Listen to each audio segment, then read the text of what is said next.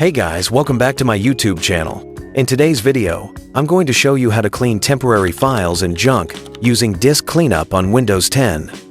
This is a simple way to free up space and help your computer run faster. First, click on your Start menu and type Disk Cleanup, then open the app when it appears. A small window will pop up asking you to select a drive most of the time. You'll want to choose the C drive, since that's where Windows is installed. Click OK, and give it a few seconds to scan your computer for unnecessary files. Once the scan finishes, you'll see a list of items like temporary internet files, recycle bin, and temporary files. You can check the boxes for the items you want to delete.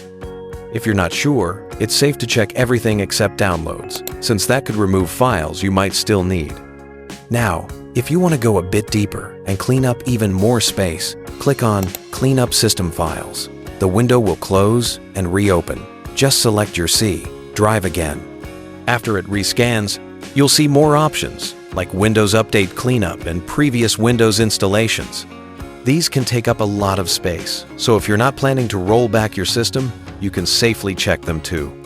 When you're done selecting everything, click OK, then confirm by clicking Delete Files. Disk Cleanup will start removing all the temporary and junk files. It might take a few minutes, depending on how much there is to clean up. Once it's finished, you can close the window, and just like that, your system will have a bit more free space and feel a little snappier. That's it! You have learned how to clean temporary files and junk using Disk Cleanup. Thanks for watching, and don't forget to like and subscribe for more helpful tech tutorials.